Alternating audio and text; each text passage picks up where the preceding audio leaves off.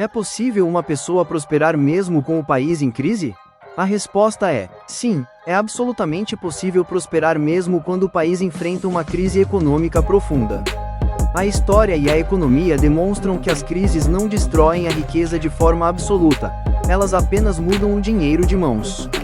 Enquanto a maioria das pessoas enxerga o cenário econômico como um teto que limita suas vidas, os que prosperam conseguem ver a crise como um tabuleiro cujas regras mudaram. Prosperar na dificuldade não é uma questão de sorte, mas de posicionamento, mentalidade e estratégia. Se olharmos para trás, grandes impérios econômicos nasceram nos momentos de maior recessão global.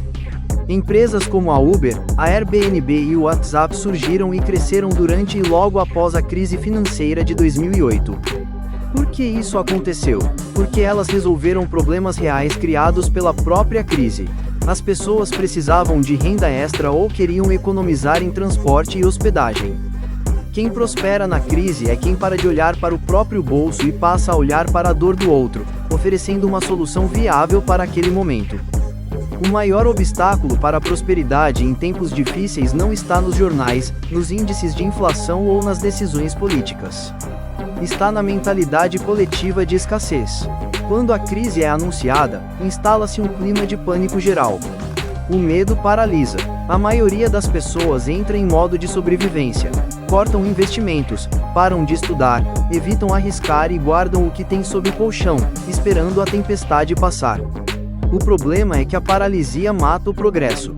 Enquanto a massa recua pelo medo, o espaço fica livre para quem decide avançar com cautela e inteligência. A crise limpa o mercado dos amadores e destaca os profissionais resilientes. Existem 3 pilares práticos que diferenciam quem prospera de quem afunda em uma crise. O primeiro pilar é a adaptabilidade rápida. Na crise, o plano que funcionava há 6 meses pode não servir mais para hoje. Quem se apega ao passado e fica lamentando as mudanças do mercado quebra. Quem prospera tem a capacidade de pivotar, ou seja, de mudar de direção rapidamente.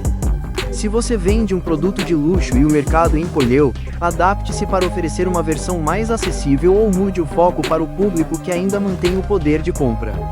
A velocidade de reação é mais importante do que a perfeição do plano. O segundo pilar é a busca incessante por eficiência e conhecimento. Em tempos difíceis, a margem de erro zera. Você não pode se dar ao luxo de desperdiçar tempo, energia ou dinheiro.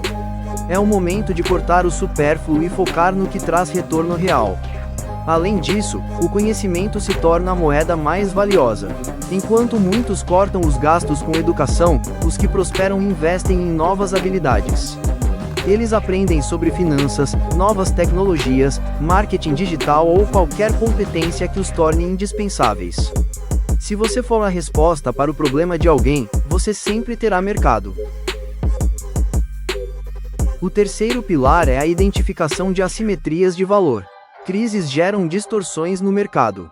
Ativos valiosos ficam baratos. Empresas excelentes perdem valor na bolsa. Imóveis bem localizados são vendidos por preços abaixo da média devido ao desespero dos proprietários, e talentos profissionais ficam disponíveis por custos menores. Quem guardou liquidez, ou seja, quem tem dinheiro em caixa, encontra na crise as melhores oportunidades de compra de toda uma década. O investidor focado compra na baixa para lucrar na alta.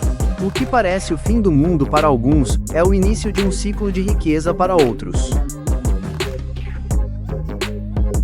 Prosperar na crise não significa ignorar a realidade ou ser insensível ao sofrimento alheio.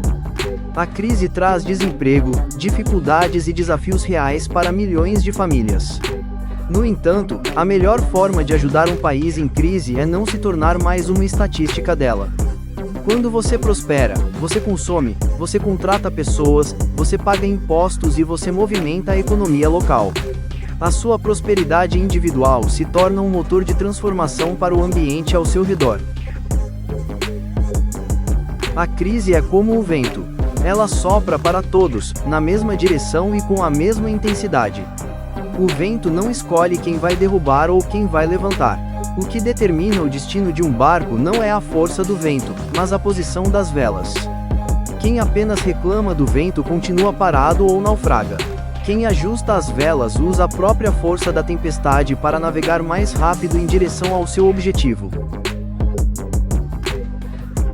Por fim, entenda que as crises são cíclicas. Elas têm começo, meio e fim. O país vai se recuperar, a economia vai voltar a girar e o mercado vai se expandir novamente. A verdadeira pergunta que você deve se fazer hoje não é se o país vai melhorar, mas sim, quem serei eu quando a crise passar?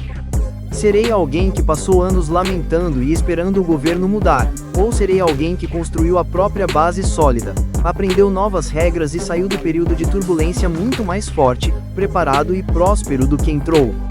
A escolha de posicionar as velas está, exclusivamente, nas suas mãos. Se você chegou até aqui, deixe o seu like, comente e compartilhe esse vídeo com aquela pessoa que precisa assisti-lo. Nos vemos no próximo vídeo.